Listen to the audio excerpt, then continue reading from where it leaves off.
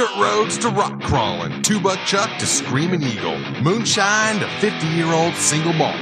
We talk about it all here on Wheelin' Wine and Whiskey with your hosts, Jason and Chris. Welcome to the Wheeling Wine and Whiskey Podcast, episode 347 in the Ruby Track studio. Chris, how are you doing? I'm doing pretty good, Jason. How are you? I can't complain other than the weather. We're finally getting winter consistently up here. Yeah, this is our third winter in northern Nevada. Insane. Just it's been a wild winter season that wasn't so wintry. Well, reflecting back on that, I know we've talked about it in previous episodes, how stingy, I guess, Mother Nature was with the rain and the snow. Or I wouldn't say stingy, but it was like how spaced out the storms were and the gap between. And you know, it's like, I know snowphiles, you know, people that love to ski and knuckle draggers that love to snowboard, they love that fresh pow and the good conditions that come with it. And, you know, the snow gets worked over if it's not fresh and replenished by Mother Nature over time. So, yeah, it's been, pow days have been few and far between. I think we had 7 of them this season. I think I hit all but one, but what's, you know, I really like spring skiing, but we haven't had that consistent, warm, beautiful freeze thaw cycles that produces awesome corn skiing. I was at Squaw this past weekend.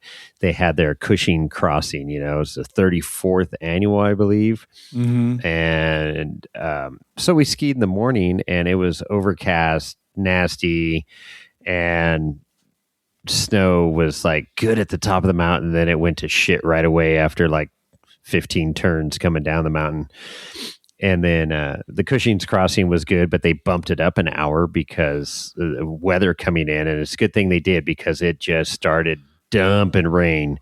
Ooh, yeah, it's just it's like the spring days of people wearing shorts and girls in bikinis and stuff coming down the mountain. Just we haven't really seen those this season, but it's still going. They're going to stay open till Memorial Day. Mammoth is still the place to be right now because they are just, you know, consistently better with their higher elevation. Yeah. You know, 11,000 feet, just over 11,000 feet at the top of the mountain. And I skied there a couple weeks ago and it was fantastic. So I'll hit that one more time and then put the skis away and I don't know, figure out what I'm going to do with my life this summer. Maybe go wheeling. Or get a job. I don't know. No, jobs are overrated. I do have a job, Sierra Nevada Off-Road Academy. There you go. So what's you're working on your stuff? You're getting your junk together for Safety Clinic coming up here in it's about a week away when this thing drops. It's it's getting crazy. I mean, it, like we just talked about the weather. I've been kind of the last couple of weeks I've been working on the tow pig, getting it ready for the season. You know, I know you did a bunch of work on your tow rig, changing fluids in the diffs, transfer case, tranny, whatnot. I did the transfer case, tranny, and diffs last year.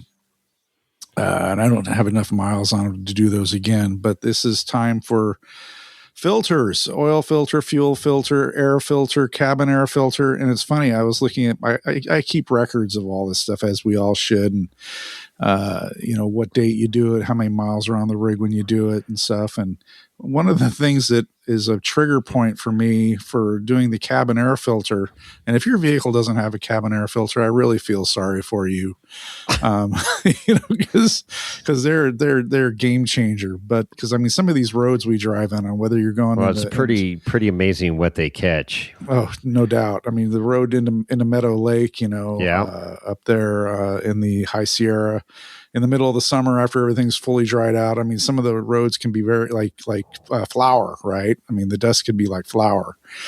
And, you know, obviously going into King of the Hammers down there at Johnson Valley. I mean, we travel some very dusty roads, and depending on where you are, if you're caravanning, or you could be eating a lot of dust, and the filters take a beating and collect a lot of shit. And one of the trigger points for me to change my cabin air filter is usually when I get back from Meadow Lake. up there from Sierra Trek. Yeah. Yeah. Well, I didn't go to Sierra Trek last year, so I didn't change my filter. And I'm looking at my records. I'm like, So I pulled it out and I'm like, oh, this is bad. So 2 years. It went 2 years, almost 2 years, a year and like 8 months between filter changes. Oh, and it was pretty bad. Really, really bad. So I'm happy that I've changed that filter. And then I ordered, so this kind of goes in conjunction with a rant I'm going to have about prices, man. And we talked about a pre-show about pricing of different things that we are fans of and necessary stuff and luxuries in life. But one of the things that caught my attention is I changed my fuel filter on the Ram, and that gets done every 12,000 miles, and it's time. So it's just under 12,000 miles. I was under the hood. I changed the oil and changed the oil filter. And I'm like, seems like a short amount of time. 12,000 miles? Yeah. Well, that's what they recommend. Okay. So, all right. anyway, Well, I guess that's what I do. Dodge things. Yeah. Well, anyway, it's not, you don't want to screw around with a fuel filter on your truck because, I mean, the service, a fuel injector service on a diesel truck is buku bucks. So. Yeah, I have an aftermarket CAT system on mine. Big filters. Yep. Big. Huge. Okay, go ahead. So you got a filter. So I always keep one or two in stock, and I went to change the filter, and no big deal. It went smooth. But I will say, when you change the filter, you put a catch can underneath, a drain pan, because you have to drain the fuel filter that housing. Liquid gold. And as I'm draining it out, I'm like watching the dollars just fall into the pan. I'm like, well, that's not going to be able to be reused. That's just gone. So. But then you change the filter, and it's like after the whole process is done, I got the truck restarted and the system, reprimed and filled with fuel and whatever. It's running good. I'm like, go back, finish the job, go back into the house. It's like, oh, that was my last filter. I better order some more filters so I have them in stock in the garage.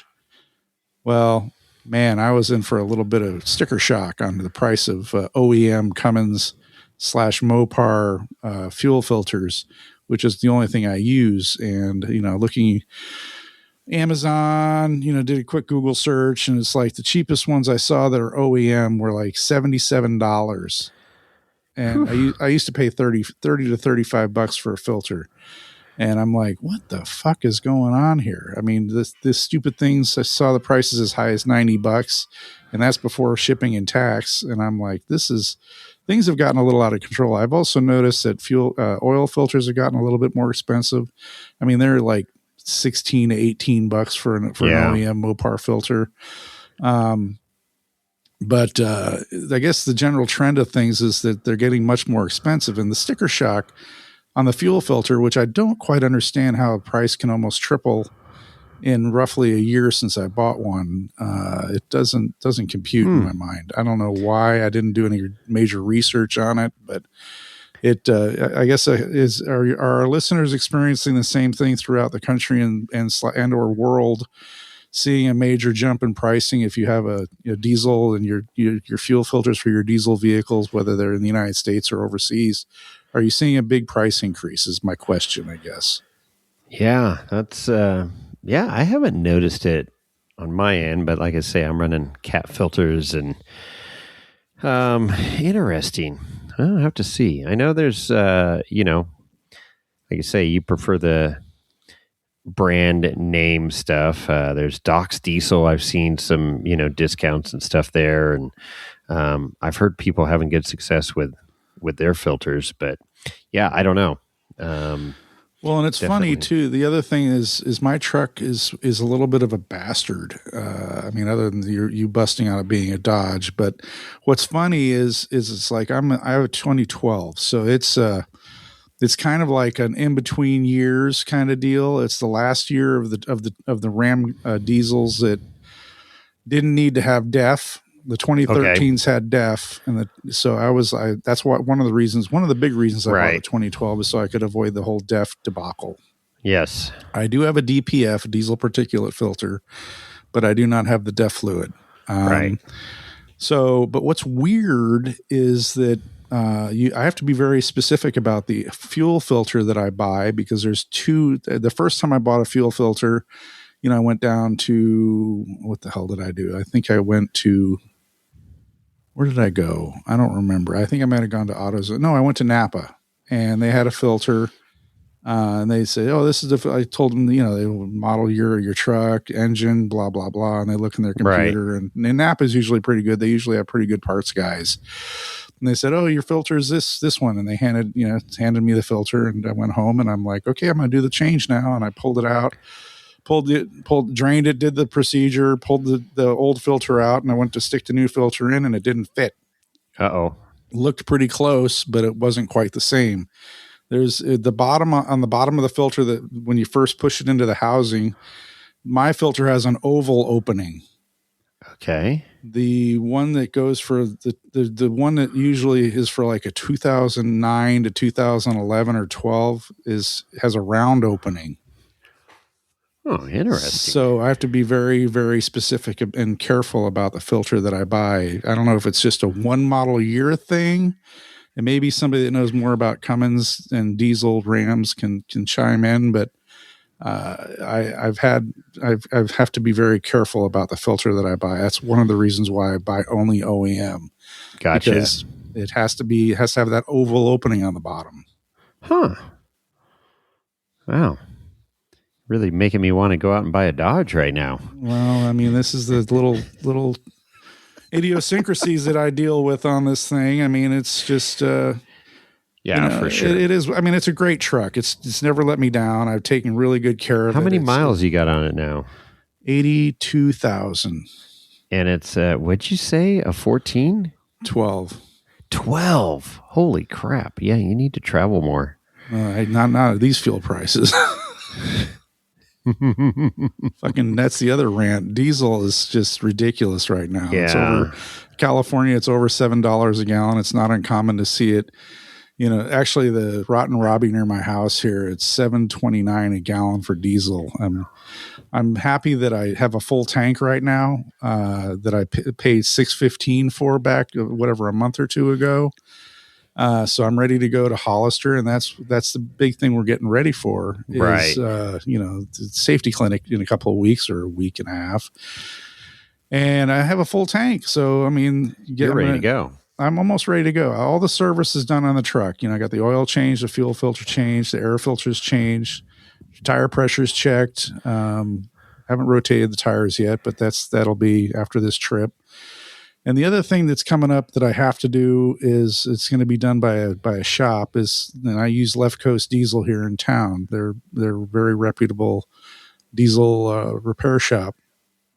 I got to do this EGR cooler replacement because I do have a small leak on that thing. And I know all the people that listen to the show be like, "Oh, delete."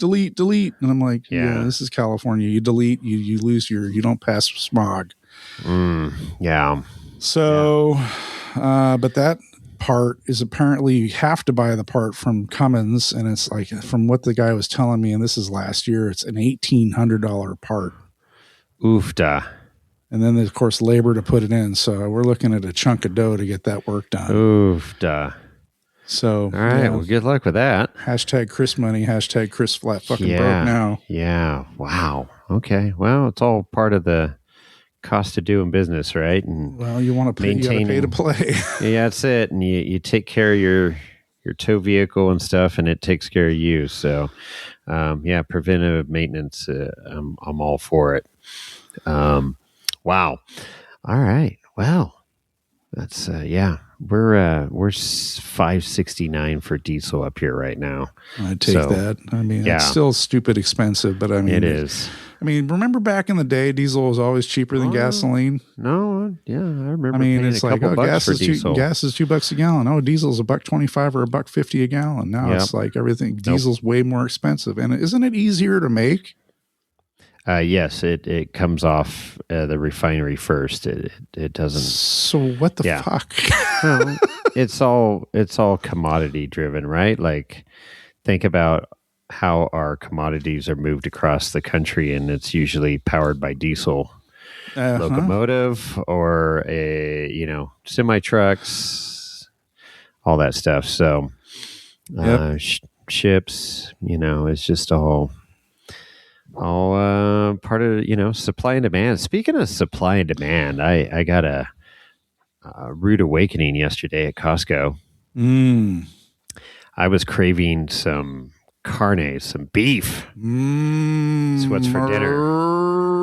Yeah, and I'm surrounded by cows out here, so it's like, okay. But I go in there and I'm like, I wasn't being too greedy, but I thought, I'll get some of their thin cut ribeyes. They got those nice thin cut ribeyes. I mean, they're those. still Those are my go-tos, man. I really like they're those. like just over a quarter-inch thick, I guess. I mean, they're still healthy cut of beef, and I thought, that'd be perfect. Grills quick. And so I picked up a 4-pack. They're normally like 5 or 6 in a pack, but they had a couple light packs of like 4. And it was, over $50. It was like 52 and some change or something. And I'm like, holy hell, Batman. Holy beef prices, Batman. Mm-hmm. So I'm like, okay. And then, so I threw in the cart and I'm like, okay, whatever. And then I wheeled over to the pork aisle and I'm like, oh, giddy up. We got pork tenderloins here. It came in 2 big good pork tenderloins. Yeah. Yeah. And call them donkey dicks. But slice your own. Sorry, Lorenzo.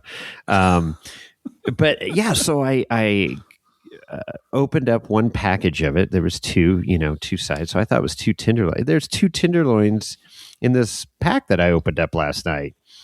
And man, just marinated them real easy with like some olive oil, cumin, smoked paprika, little pepper.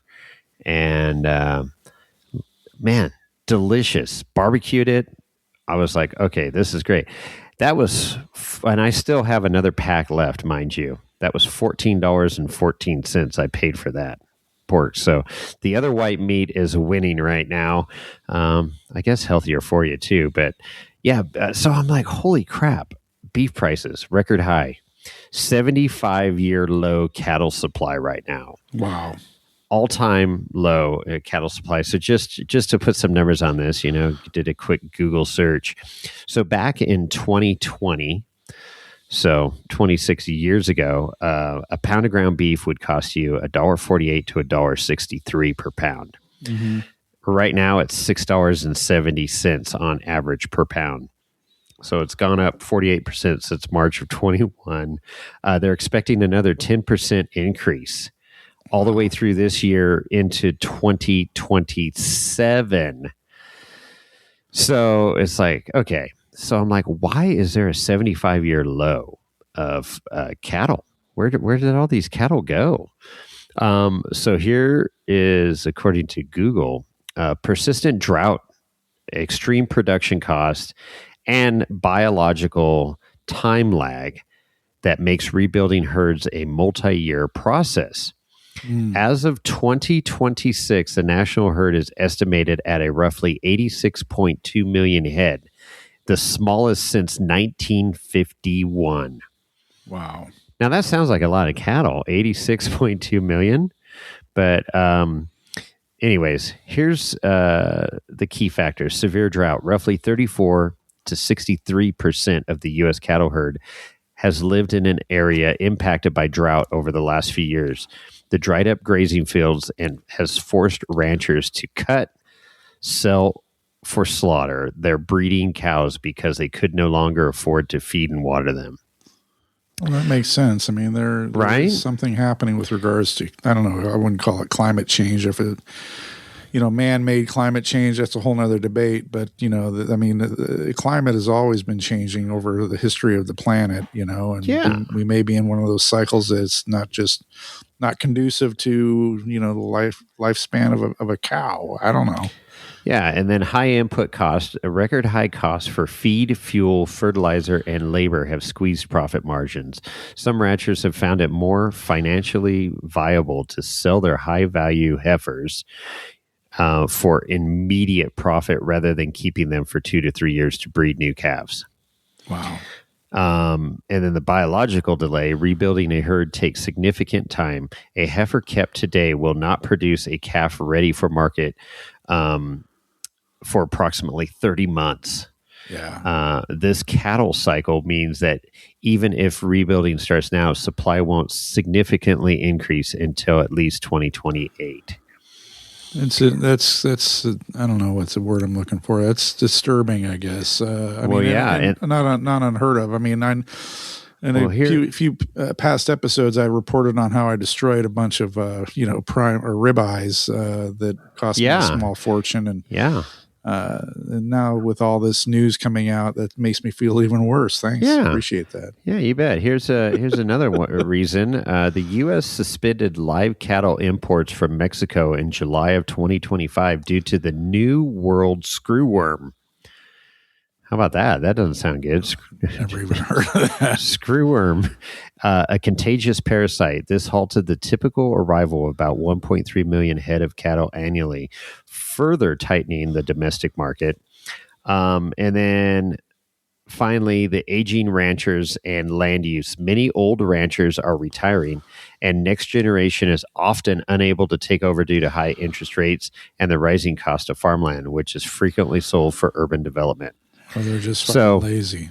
So you got all these factors, drought, and then high cost, the biological cycle, and the restrictions thanks to the screwworm of import, and then ranchers are aging out, and land's being sold for all these homes that are housing people that want more beef.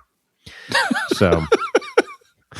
It's a death spiral is what it is. It's referred to as the perfect storm. Yeah, there you go. The perfect storm.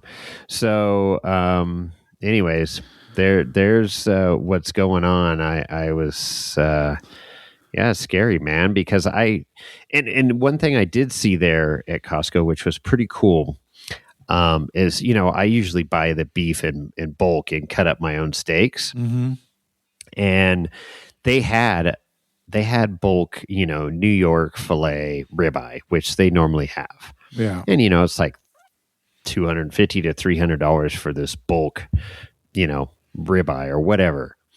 But what they did have there, and of course it's a couple dollars less a pound, but they had a QR code that you could scan to show you how to butcher that big old chunk of meat up into, usable steak and scraps for stew and all that stuff, which was pretty cool. But they had a bulk tri-tip. Really? And I'm like, I didn't scan the QR code. Next time I go, I got to scan it to see, because I thought the tri-tip was already like carved out, and I didn't know you could carve like tri-tip out of it. So that was interesting to me. And even tri-tip, man, has gotten so expensive. Tri-tip used to be dirt cheap. Skirt steak used to be dirt cheap because nobody wanted those cuts. Now you do a little chimichurri flank steak and everybody eats skirt steak. People go crazy, and it was $50. I picked up a flank steak yesterday or a skirt steak that was $50 freaking bucks, and I'm like, stupid, dude. I'm like, okay, pork's where it's at, and then pork and I don't chicken. know, might be trying some I'm getting tired of chicken. I've been eating a ton of chicken. Maybe tofu or something. I'm gonna have to look at soy products here and see. But that's So don't, if you get any more steaks, be careful. Do not leave the grill. Do not leave the steaks unattended. So that's a good segue, because I did order a new a rebuild kit for my grill, my barbecue, and all rebuild showed up. All new burners, new what do they call flavorizer bars, which are the little TP things that go over the burners. Yeah. New distributes the heat. Flame guides, all the new shit to put to rebuild. So I'm going to I was going to do it today, but I got involved in weeding my yard, which there's a lot of weeds. It's pretty bad. But there you go. What do they say about the cobbler's son, or whatever? Take care of a golf course, keep it looking good and beautiful. My backyard looks like a freaking nightmare. Yeah, so. Busman's holiday. So, but I do have the parts to rebuild. They showed up last week from the Brown Santa UPS man, and I'll take some time. You got a project? Yeah, I'll put together rebuild. This is the second time I've rebuilt the barbecue, new burners and so forth, and it's just good. it's therapeutic. We get it all cleaned up, get it ready for the season. don't burn some $200,000 rare steaks. Yeah, exactly. But what kind of degreaser do you use? I've been trying some different degreasers, some Zep degreasers, some citrus Zep, and then the purple Zep. I use all-purpose cleaner. Yeah, or good old Simple Green works good. Fabuloso. Too. Oh, you like Fabuloso? Yeah, that's good shit. You're going all it's purple. Fancy. You gotta love purple Fabuloso. Yeah, that's what I'm saying. The purple Zep works good. Okay. So I've also used Easy Off oven cleaner. That's the foaming shit. That stuff's pretty good. Toxic stuff there. Man, it stinks, doesn't it? Though I mean, it's like lye or something, isn't it? It's something crazy.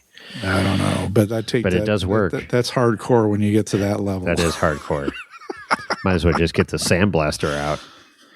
So the other thing that as I'm bopping around on my 2 days off, I went and saw my mom yesterday, and she's in town here and lives in town now. And one of the requests I always call, say, "Hey, Mom, I'm going to be over there in a bit. Do you need me to run any errands for you?"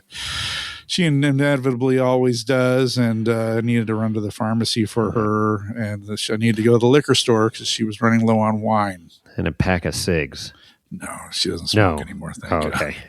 But the smoking got her into the trouble she's in now. Can you get me one of them buzz balls, son? That's right. We got a big bridge game going tonight. Need a buzz ball. Cribbage. It's all about cribbage at the retirement community now. But and bingo. Cribbage and bingo night. Yeah. But she needed new. So anyway, I went to Raj's. And they had Bogle wine. I can get 2 bottles of Bogle Cabernet Sauvignon. It's like 2-year-old wine, 2025 or 2024 vintage for $16. 2 bottles for $16. It's a pretty damn good deal, and it's good enough. So right on. But one of the we've talked about Raja's liquor store numerous times on the show. Yeah. But one of the things that I noticed when I popped in there is their allocations hit hard, and they are stocked to the gills, and the prices are not too bad. They had E.H. Taylor, Eagle Rare 10, Willet. They had all the Whistle Pigs, from what's the cheap one? The 6-year. No, regular Whistle Pig 6-year, yeah. To the Boss Hog. Yeah, Boss Hog. They were stocked. Snout and tail. They got all kinds of. They got a good marketing plan. Let's put it that way. And the Buffalo Trace. It's like the Buffalo Trace allocation just hit hard. The Buffalo So how Trace much was their Eagle Rare 10? It was $50. Oh, which is a little bit more than it should be, but. Well, it's not bad. I mean, if you see it at Bevmo, it probably would have been about $40. So a little bit $10 more. I did not buy anything because I just wanted to kind of get in and out. And that's disappointing. I'm pretty well stocked here at the house right now. I really don't need anything at this point in time. Be sure to bring some to Hollister so we can sample. I might bring something. I don't know what, but I'll figure that out. Might bring something. Okay. Yeah. Hey, Chris, winter's coming up. Yes, it is. You know what that means? Snow. I love snow. Snow's good. So we need to figure out how to go over the snow. Nick, can you help us out with that? Check out rubytrax.com, your all-in-one source for the greatest over snow vehicle conversion kits on the market. Rubytrax, at Rubytrax, Instagram, Facebook, interwebs. So Hollister, So anyway, as I was saying, Rogers is well stocked. If you live in the Livermore area, so that kind of brings the bigger discussion about inventories of bourbon and whiskey seems to be getting better. Oh yeah. Well, people aren't drinking as much, and the wine industry has been taking a huge hit because the younger generation is vaping and drinking Fireball, Buzzball. Well, they seem to be into the big seltzer, the premixes. Yeah, they're all about the High Noons, the Happy Dads, it's amazing. You go into the grocery store and you go to the quote unquote beer aisle, which used to be the beer aisle, is now half of it is flavored some malt liquor seltzer thing. Oh God. Yeah. dare I say, White Claw, whatever. But it's, oh man, yeah, it's, I can't even walk down that aisle anymore. It's like, my old friend Corona and, boy, what did I see the other day that was, Shinerbach. I used to love Shinerbach. That was good. I think that was a Texas beer. But yeah, no more beer for me. I just on sushi night, when I go to sushi, I'd like a little Asahi or Kirin. I like Sapporo. Or Sapporo is good too. Yeah. I don't know why. Beer and sushi go really well together. Okay, good. I it's not a rant or anything. It's more of a question and an inquiry. I've got a question for you, Chris. What's that? And a question for the listeners. We'll see if we can get somebody to call in about this. What's that number again? 408-800-5160? 69. 408-800-5169. That's right. 408-800-5169. There you go. Lorenzo gave me the wrong number again. He's just fucking with me. Okay. All right. I see how you are. You can lock him out. You could lock him out of the house. Gets filled tonight. Maybe no dinner for you. Oh, he doesn't like that. Send him out to pasture. So, how now? Okay, so two questions. It's a two-part question, I guess. Do you use bar soap or liquid soap, body wash? You asking me? We're getting a little personal. Yeah, I use bar soap. So do I. I hate body wash. It's cold. It's just, you got, and you either put too much or too little in your hand, and it's just, I hate it. So I'm a bar soap guy. Irish Spring, Dial, something good. How far do you let that bar soap go before you change it out? That's a great question. Isn't that a great question? It's embarrassing because I've got like 3 slivers in my shower right now. So I end up mashing them together to try to make a bigger bar. No.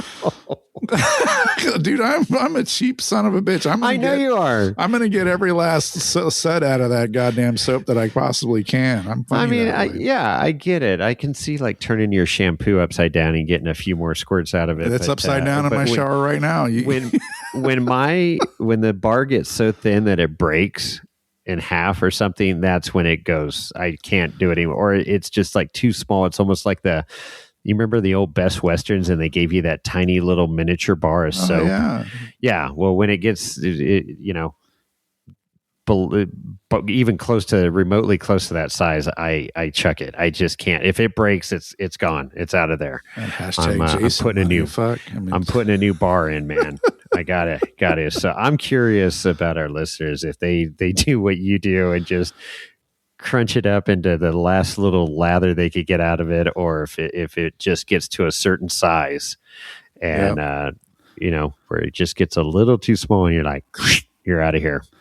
So, well, it's funny because the trend used to be, like you just mentioned, the hotel soaps, that those are kind of a thing of the past. I stay in hotels 2 or 3 times a year now for business, and they've installed these liquid soap dispensers in the shower and in the the sink, and that's the liquid body wash, the liquid shampoo, and the liquid conditioner. And you're right, you squirt that body wash out, that shit's cold, man. I don't like cold. It. And it has some sort of weird, what's the word? Moisturizer thing to it. I don't like the way I feel after I've used it. No. This is kind of weird. Soap, people have tuned off the show now. Well, you gotta shower after 4-wheeling. So but I was thinking about that this morning. I was like, God, what are we going to talk about on the podcast today? Haven't really wheeled much and did our thorough anniversary episode there, but I was like, this bar soap's pissing me off right now, but I suspected that you got every last ounce out of your soap and I wasn't wrong. So anyways, call in 800 408 800 5169 408 800 5169. There you go. I wrote it down this time. Lorenzo, perfect. Screw me up. So speaking of episodes, I don't know if you looked at your podcast track today. update of the podcast that you follow and new episodes? No, I have not. I've been Mike and doing Max artwork. returned. Oh, they did. They did a guest spot on the Snail Trail 4x4 this week. Oh shit! Did you listen to it? No, I haven't listened to it yet. I wanted to listen to it today. I've been in meetings all day, and now we're recording a podcast, so I'm going to listen to it. Looking forward to it. I'm going to queue it up to listen tomorrow on the way into work. There you go. So it should be a good one. So if you don't know, and if you I know you don't like to listen to the Snail Girls, but this is a good week to listen if you ever thought, man, you know what, maybe I'll just give them a try. Finally, some good content. Because it's all guest podcasts this week on the Snail Trail 4x4 podcast, because Tyler and Jimmy are at Trail Hero X, 500 miles, 5 days. It's an overland thing. It's right up their alley. It's perfect. So Mike and Max was today, and then I think our episode will air on Wednesday. And then I think Rovers After Dark, Rover Dawn did the episode for Friday. So should be interesting. I can't wait to hear it. And anyways, it's good to hear that Mike and Max came out of retirement to do that episode, and I'm looking forward to hearing it. So yeah. It'd be good to hear our voice again. I know we had Max on the show last year for a bit. They switched roles. Mike disappeared, and now we talk to Max a lot, So yeah, absolutely. It's good. But yeah, our episode came out great. I'm looking forward to hearing that hit the airwaves here this week. So, you had to do some magical editing, but I think it worked out really well. Yeah, I pulled some miracles out of my ass and made it happen. So. Nice. But, so you're not drinking this afternoon, huh? I am not at the moment. I have to operate some heavy equipment, so I'm gonna. I do my best. But I have been, I've been back on a little bit of wine at dinner, and opened up a 2014 Petite Syrah, and I love a good Petite Syrah. It's a heavy. It's a big bigger boy. That's bigger than a cab. Bigger than a cab, and it went well with the pork last night, which you would typically go with a little bit lighter wine. But I don't know. I just like red wine in general, and it was really good. It was from Fernwood. It was their 2014 Petite Syrah, and man, it aged. It aged great. On the bottle, it said, age for 8 to 10 years, and here we are at 12 years, and it's still just rocking. Well, you do a good job about storing your wine. When you got a lot of wine, it's easy to forget about them. Well, that's true. Well, I'm sure it's dwindling. It is dwindling. You're on a negative slope on that. Well, there's the more going out than coming in for sure. And I just have DeRose there at Hollister, which we will be visiting here in a week. Looking forward to picking up my shipments and doing a little wine tasting there. Yep. And then in Fernwood, those are the only two wineries that I consistently on there. Wine club. I used to have a bunch more, but it just financially and don't need it right now. It's just a lot of bottles to go through here. Next weekend is my pick. Actually, it was pickup weekend at Bent Creek this weekend or this last weekend, but I didn't go because it was going to be a zoo because it always they have music and food and right. So I try to avoid those. They're just a little too people-y. And but next weekend I'm going to go. People-y. So both Page Mill and Bent Creek are due for pickup. So if you want anything, let me know and I'll grab something for you. Look at their websites because I think you like their cabs and you like their cabs Cab are Franc. Good. Yeah, they got Creek has a good cab. Bent Creek has a good Cab Franc. I'll be picking up some more Cab Franc from Mr. DeRose there because that is the best Cab Franc that I've come across. Love it. I love that story about you when we were tasting at Three Steves that one year. Oh yeah, and you were like, "Man, where do you get this fruit from?" Because this reminds me a lot of DeRose. And the guy's like, "Well, that's where I get my fruit." That's right. Yeah, because I go, man, this tastes really familiar, and they did a good job with it. They did do a good job with it. Yeah, that's a fun winery. We've had some good times there with Ira and Lori and the late great Ira's dad, Oh, Phil. Phil. Rest in peace, Phil. He Yeah. unfortunately passed away this past winter. Not entirely unexpected, but definitely sad nonetheless. So, But man, what a great, later years he lived there in Livermore and getting to go wine tasting and stuff with us and out to dinner. And he was really quick with the credit card some of those times too. He was borderline harassing the female help at these places. It was great to watch. I loved his fire and spunk. So at his age, he was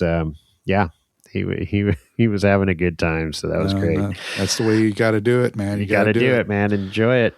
So I am going to take the rock buggy out this weekend. Headed up to a far away place about a half an hour from my house, Dayton, Nevada. We're going to go hit some of the lesser known four-wheel drive canyons back in there. And looking forward to it because I've heard a bunch of stories. I've seen pictures, video. Looks like it can get pretty rowdy. You've played in some of those areas already, haven't you? But not these particular trails.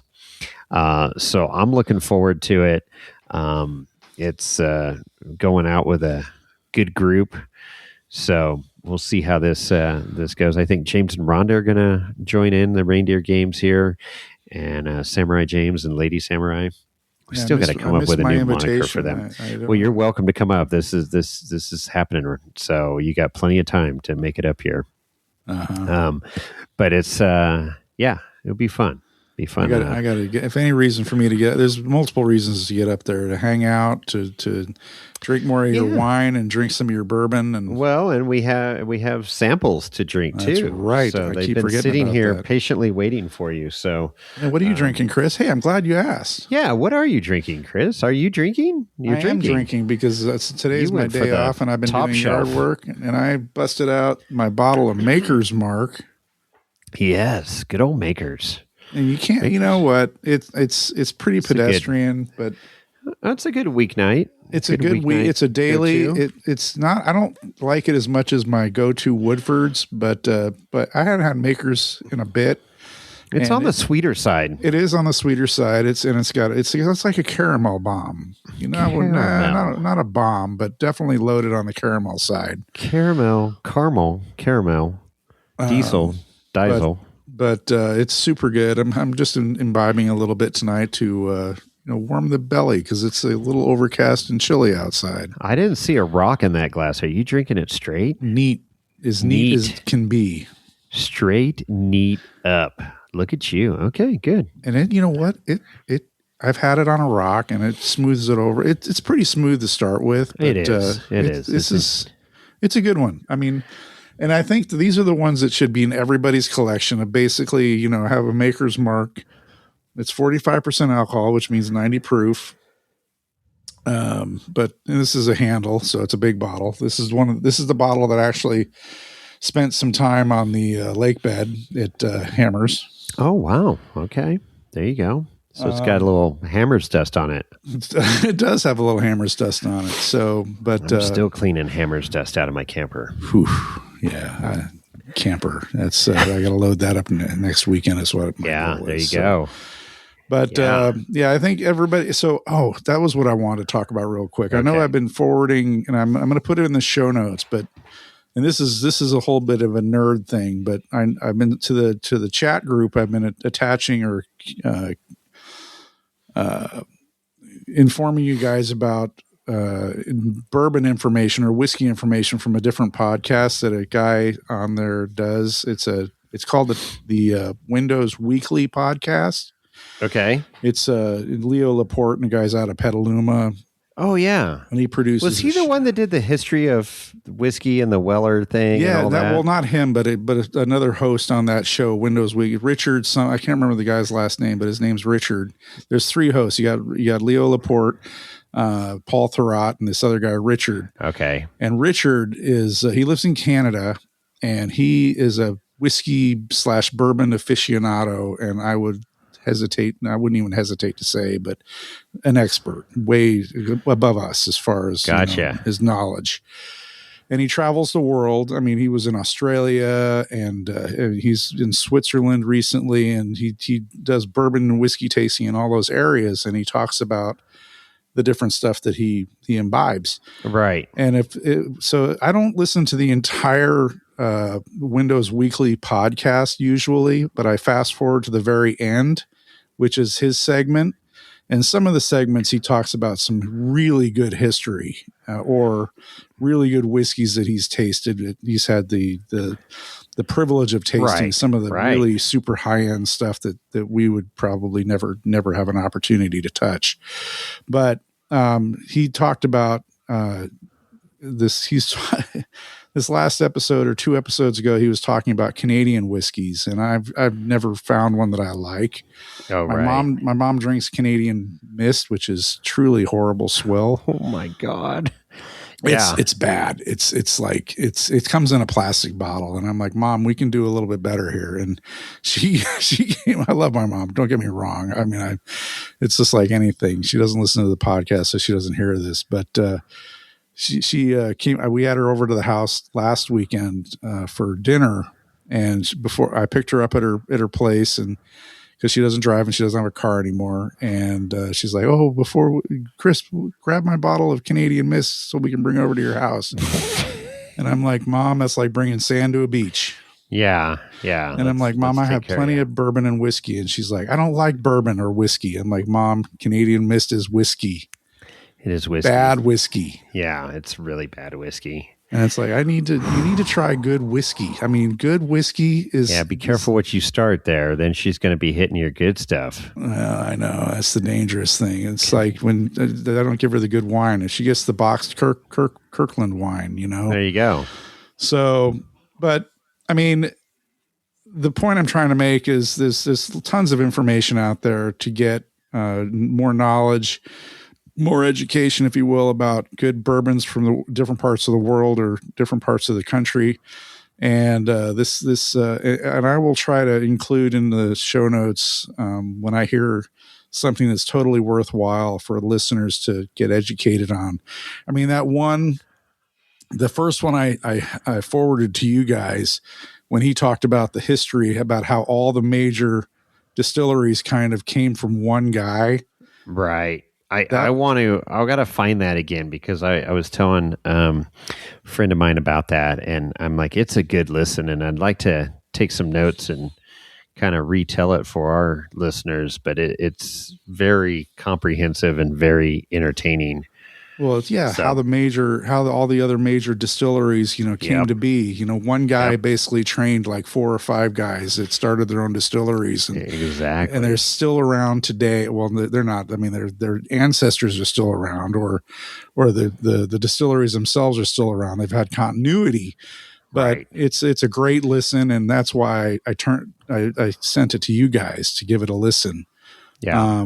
Because there's great information there, how it all started, and why they exist, and so forth and so on. But then continuing on that trend, this guy Richard, he travels the world, and he's talked about some pretty damn interesting whiskeys and bourbons whiskeys, because they're world in other parts of the country or in other parts of the world. You only get bourbons in the United States, so. Because what makes a bourbon a bourbon? Well, it's aged in new American oak barrels. Right. 50% or better in corn. Corn. It's got to be in the mash bill, yes. So, you're absolutely, it's good stuff, but don't be careful. You're going to create a monster. Right. Going to create a monster. I know. So, she's stubborn. She won't. There's no monster happening there. But anyway, what were you going to say? I was going to say, before we close out, Prairie City this weekend, 8th and 9th. 8th is Friday, and they're going to be practice and qualifying in the afternoon, and then races start. Saturday, March 9th in the morning, Prairie City, and Miles Hasselquist will be there. Live, and you can catch it on the YouTube's NorCal Rock Racing. So look it up. I know a lot of our friends are going to be out there. Yep. Megan Miller, Johnny Valadez with Telemetry Motorsports. Of course, fucking Chucky Crossland. He's his car put back together. Yeah. It'll be interesting to see if the Gomez brothers are usually out there. It's local. It's just down the street from their place. So, we'll see who's going to show up, and it's always a rowdy race out there. It's a tough short course. It is. It's carnage on high and always a good watch. So, looking forward to it. Looking forward to that. I will be out rock crawling, but I'll see if I can catch some of it live there. And of course, I can, since it's on YouTube, I could watch it later. Exactly.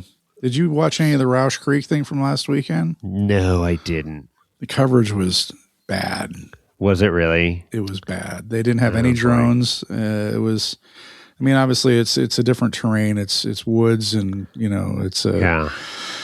but they had like 4 static camera locations, and it wasn't